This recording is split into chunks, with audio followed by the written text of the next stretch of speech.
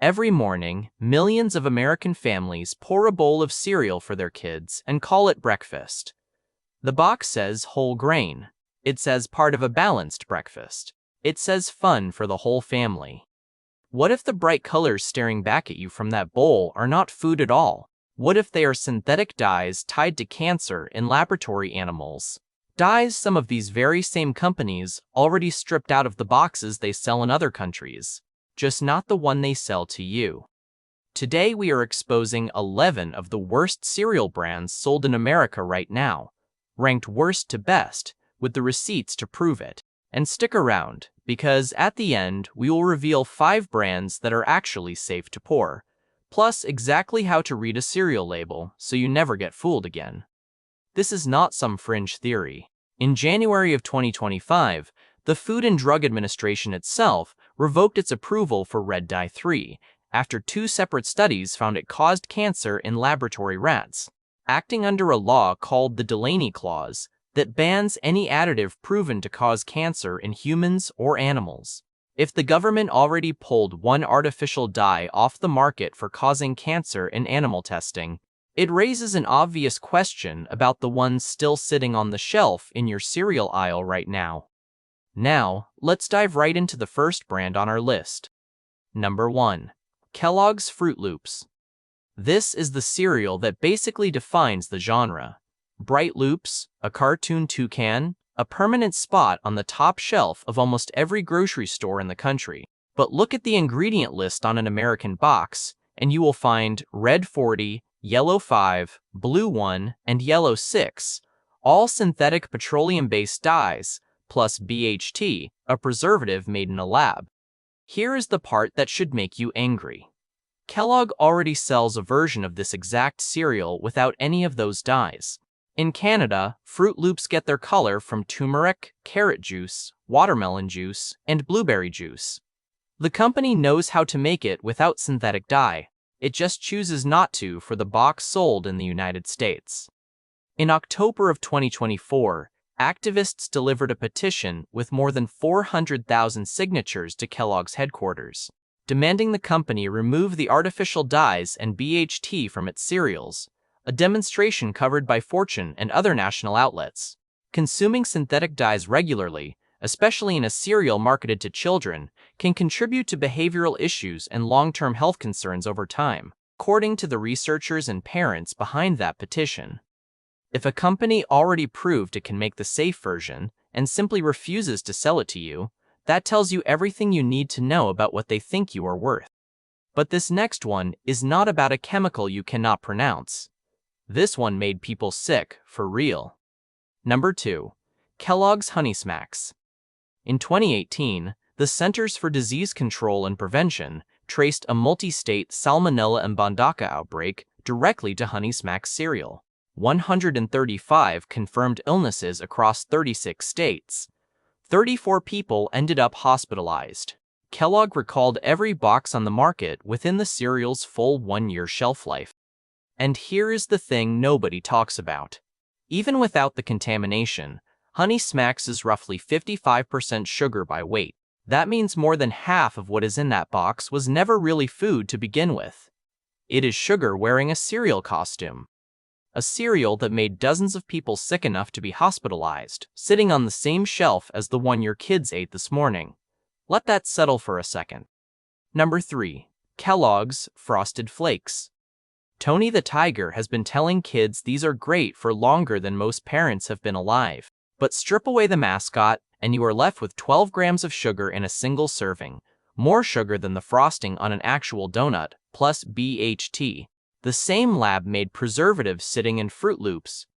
Multiple independent sugar rankings, including breakdowns published by Eat This and other nutrition outlets, place Frosted Flakes near the top of the list for added sugar per serving among mainstream cereals.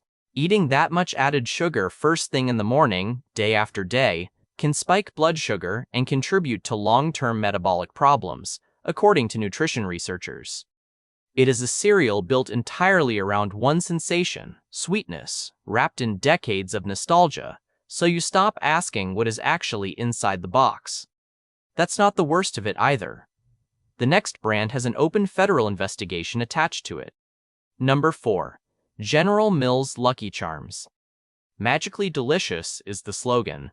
What is less magical is that in 2022, the Food and Drug Administration reviewed 558 self-reported illness complaints tied to Lucky Charms, ranging from nausea to diarrhea, before eventually closing the investigation without a formal recall. General Mills has denied any link between the complaints and the cereal. Meanwhile, those marshmallow bits, the whole reason kids ask for this cereal by name, get their color from blue 1, red 40, yellow 5, and yellow 6, the same synthetic dye family found in Froot Loops. An open FDA investigation with over 500 complaints is not nothing. It is the kind of number that makes you wonder how many other complaints never even get filed. Number 5. General Mills Cheerios. Cheerios built its entire brand around one word, heart healthy, printed right on the box next to a doctor-approved-looking checkmark. But in June of 2019, the Environmental Working Group tested Cheerios and found glyphosate, the active ingredient in the weed killer Roundup, at 729 parts per billion, more than 4 times the group's health benchmark for children. Glyphosate has been classified as probably carcinogenic to humans by the International Agency for Research on Cancer, the cancer research arm of the World Health Organization. Regularly eating a cereal that carries a heart-healthy label, while also carrying pesticide residue at multiple times a safety benchmark, can undercut the very health claim printed on the front of the box, according to the Environmental Working Group's own researchers. The irony writes itself. The box promises to protect your heart while quietly delivering a residue the World Health Organization's own cancer research agency has flagged as a probable carcinogen. If you thought that number was bad, wait until you see the next one. Number 6. Quaker Oatmeal Squares, made by PepsiCo. This is the worst glyphosate reading the Environmental Working Group has ever recorded in a breakfast cereal. In October of 2018, EWG testing found oatmeal squares carrying glyphosate at 2,837 parts per billion, nearly 18 times the group's benchmark for children's health. Oatmeal Squares markets itself as a wholesome, protein-forward choice for people trying to eat clean, but the number EWG published puts it at the very top of every cereal the group has ever tested for pesticide residue, according to EWG's own published data. Eating a cereal with pesticide residue that far above a safety benchmark, repeatedly, can add up in ways researchers are still working to fully understand. That's not a typo, by the way. 18 times the benchmark, in a box marketed as the healthy option in the aisle. If you are still watching and finding these details valuable, I would really appreciate it if you left the number 6 in the comments below, just to let me know you are here. And if you have not subscribed yet, I hope you will consider subscribing and ringing that bell so you do not miss a thing. Now, let's get back to it. Number 7. Cap'n Crunch, made by Quaker. That signature yellow corn puff that somehow cuts the roof of your mouth gets its color from yellow 5 and yellow 6, plus BHT for shelf life. The Environmental Working Group's own food scores database rates Cap'n Crunch, a higher concern cereal, largely because of that dye and preservative combination stacked on top of a high sugar count. There is no hidden lawsuit here, no outbreak, just a straightforward mix of synthetic color and a lab-made preservative that a major watchdog group has already flagged as higher concern, based on EWG's own published scoring criteria. Sometimes the worst offenders are not the ones with a scandal attached. They are just the ones nobody bothered to question because the mascot has a mustache and a naval uniform. Number 8. General Mills Tricks. Back in 2016, General Mills actually reformulated Trix to remove artificial dyes and flavors, switching to natural colors from radish, turmeric, and annatto. It was a real win, and the company advertised it loudly. Then, General Mills quietly reversed course.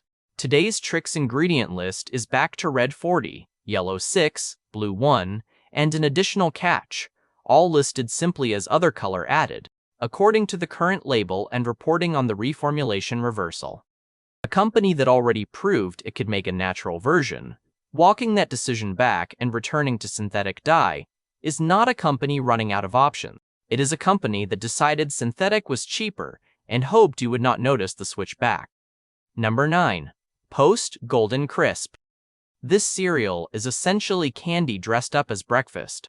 By weight, Golden Crisp runs roughly 51% sugar, translating to somewhere between 18 and 21 grams of sugar in a single cup, according to nutrition label breakdowns and independent analysis from outlets like Built Lean. There is no dye scandal attached to this one, no lawsuit, no recall. Just a cereal where more than half of every bite by raw weight is sugar. Regularly starting the day with a cereal that is over half sugar can contribute to energy crashes and long-term metabolic strain, according to nutrition researchers. Half the box is sugar. The other half is just the crunch that carries it to your mouth. Number 10. General Mills Reese's Puffs. Built on the Reese's Peanut Butter Cup brand, this cereal carries artificial dyes for its orange and brown color scheme, plus BHT, alongside roughly 12 grams of sugar per serving. Nutrition panels cited by outlets like Eat This have repeatedly flagged Reese's Puffs for stacking synthetic color and a lab preservative on top of an already sugar-heavy formula. It borrows the Reese's name for instant recognition, then delivers a cereal that reads almost identically to every other synthetic dye, high sugar box on this list, just wearing a candy brand's logo instead of a cartoon mascot. Same ingredients, different marketing. That is basically the whole playbook. And this last one, this is the confession. Number 11. W.K. Kellogg Company itself, the parent behind Froot Loops, Apple Jacks, and Corn Pops. In August of 2025, W.K. Kellogg signed a legally binding agreement with the Texas Attorney General, agreeing to remove artificial dyes from its cereals entirely by the end of 2027. It is the first time a major cereal maker has signed a legally binding commitment like this, according to the Texas Attorney General's office. Think about what that actually means. A company does not sign a legally binding agreement to remove something from its product unless that something was a real problem. Kellogg spent years telling the public these dyes were perfectly fine, while quietly agreeing, under legal pressure from a state attorney general, to take them out. That is not a marketing decision. That is an admission, delivered through a courtroom instead of a commercial. After seeing the dyes, the sugar, the pesticide residue, and the outbreak behind the 11 worst cereal brands in America, you are probably wondering, so which cereals are actually safe to pour? Don't worry, this is where things get better. Nature's Path Organic. This family-founded company has been making USDA organic, non-GMO project-verified cereal since 1985, long before organic was a trend on a grocery shelf. No synthetic dyes, no BHT, just whole grain ingredients you can actually pronounce. Nature's Path built its entire identity around organic certification decades before most shoppers were even asking the question, and that consistency is exactly why it belongs at the top of this list. Yes, it costs more than a box of Froot Loops, but you are paying for a cereal that never needed a legally binding agreement to remove anything, because it never put those ingredients in to begin with. Food for Life's Ezekiel 4-9 Sprouted Grain Cereal. This is USDA, organic with no added sugar and no synthetic dyes anywhere on the label. Instead of processed grain, it uses a blend of sprouted whole grains and legumes, a formula built around the biblical passage the product is named for. If you are trying to cut sugar entirely rather than just reduce it, this is about as clean a cereal aisle option as you will find, an actual whole food instead of a dessert wearing a cereal box. Bob's Red Mill Organic Oats and Muesli. Bob's Red Mill offers non-GMO project verified oats alongside a full line of organic options, all whole grain with nothing synthetic added. It is one of the most trusted names in the natural food aisle, and for good reason. The ingredient list rarely runs past a handful of real, recognizable items. Whether you go with plain rolled oats or their organic muesli blend, you are getting a cereal built the same way cereal was built before synthetic dye, and BHT became standard industry shortcuts. Kashi Organic Sprouted Cereal. Kashi carries USD, a organic certification and skips the synthetic dyes entirely. But here is the honest disclosure you deserve. Kashi is owned by Kellogg, the same parent company behind several cereals on our avoid list. The organic sprouted line itself checks out clean on ingredients, so if you already have a box in your pantry, there is no reason to panic. Just know whose name is on the check when you buy it. Plain organic rolled oat. No brand name here, just the plainest option on this entire list. Organic certification legally bars glyphosate use by rule, and the Environmental Working Group's own testing consistently finds organic oat products carrying far lower pesticide residue than their conventional counterparts. Add your own fruit, your own sweetener if you want one, and you control every single ingredient that goes into the bowl. It is the least exciting cereal on this list, and also the hardest one for any of these companies to hide something inside. Now, before you head to the grocery store, here is exactly how to read a cereal label so none of these 11 brands ever fool you again. First, flip the box over and look at the ingredient list, not the front. Ingredients are listed by weight, heaviest first. If sugar, corn syrup, or any other sweetener shows up in the first 3 ingredients, you are looking at candy wearing a cereal costume, no matter what the front of the box promises. Second, scan for any ingredient with a color and a number attached: red 40, yellow 5, yellow 6, blue 1. If you see a number next to a color, that color came from a lab, not a fruit or a vegetable.